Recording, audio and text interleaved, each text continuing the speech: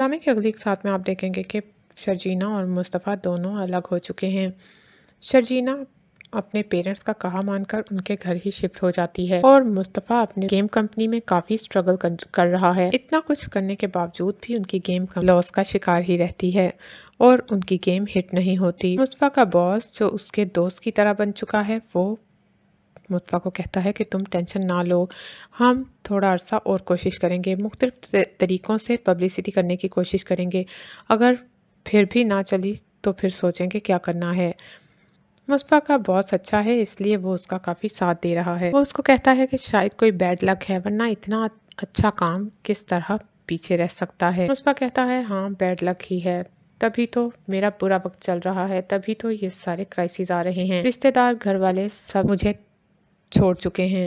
वो दिल ही दिल में सोचता है कि शर्जीना के साथ उसने इतना बुरा सलूक किया कि वो भी उसे छोड़कर चली गई।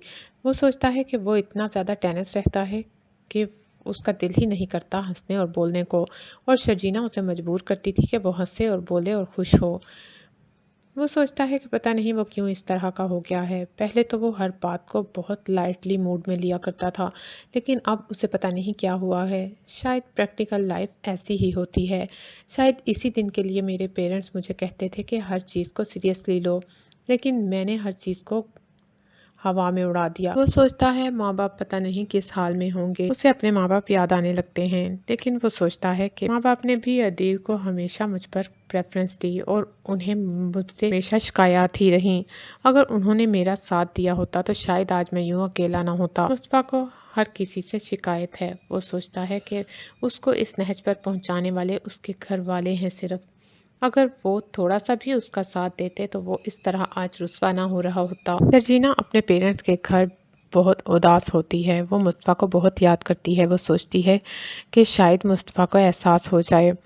उसकी बहनें जब मुस्तफ़ा के बारे में उससे बात करती हैं कि मुस्तफ़ा तो बहुत अच्छा था, सबका बहुत ख्याल रखता था, तो शर्जीना कहती है मुस्तफ़ा अब पहले जैसा नहीं रहा, वो काफ़ी बदल चुका है। वो अपने बहनों के साथ मुस्तफ़ा की सारी बातें शेयर करती है, लेकिन अपने पेरेंट्स को नहीं बताती कि वो घर से नाराज़ होकर आई है। शर्जीना के पेरेंट्स यही समझते हैं कि शायद शर्जीना उनके कहने पर यहाँ आई है और इसी वजह से यहाँ रह रही है अपनी प्रेगनेंसी के दौरान। वो अपने पेरेंट्स को ये बताना कर परेशान भी नहीं करना चाहती कि उसकी मुस्तफ़ा के साथ कोई लड़ाई या झगड़ा हुआ है। दूसरी तरफ रुबाब और अदील के दरमियान जो सर्द जंग चल रही है उसका भी इख्तिताम हो जाता है। रुबाब अदील को जेल करवा देती है और उसे रंगे हाथों पकड़ लेती है। अदील बहुत मोहतात होता है लेकिन फिर भी गलती कर जाता है और यही गलती उसके खिलाफ कारगर होती है और रुबाब फौरन उसे गिरफ्तार करवा देती है। दूसरी तरफ रुबाब उसके पेरेंट्स को घर से निकाल देती है। जब रुबाब के माँ बाप जो कि बहुत बूढ़े होते हैं वो बेघर हो जाते हैं तो उन्हें मुस्तफ़ा याद आने लगता है। वो सोचते हैं कि उनकी हर मुश्किल में मुस्तफ़ा ने उनका साथ दिया, लेकिन अब उन्होंने मुस्तफ़ा को इस औरत के कहने पर कैसे गुनाहगार ठहराया। बेशक वो यकीन नहीं कर रहे थे कि वो चोर है या चोरी उसने की है, लेकिन खामोशी इख्तियार करके उन्होंने रुबाब का साथ दिया था और मुस्तफ़ा घर छोड़ने पर मजबूर हो गया। वो अपनी बेगुनाही कैसे साबित करता, उसका तो मान ही टूट गया कि मेरे पेरेंट्स ही मुझे चोर समझ रहे हैं। आज मुस्तफ़ा की माँ भी बहुत शर्मिंदा होती है। वो सोचती है कि जिस बेटे पर उन्होंने मान किया उस बेटे ने उन्हें कहीं का नहीं छोड़ा, उल्टा उन्हें बेघर कर दिया इस बुढ़ापे में।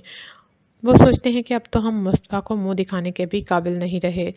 वो फ़ौरन ओल्ड होम चले जाते हैं। कि बेटी की जब उन्हें कॉल आती है तो रोना आ जाता है। जब अपने माँ बाप को वो रोता सुनती है फ़ोन पर तो वो कहती है ज़रूर कोई बात है। वो कहती है कि मैं अदील भाई के घर आपसे मिलने आ रही हूँ, तो उन्हें बताना पड़ता है कि वो अदील के घर नहीं हैं।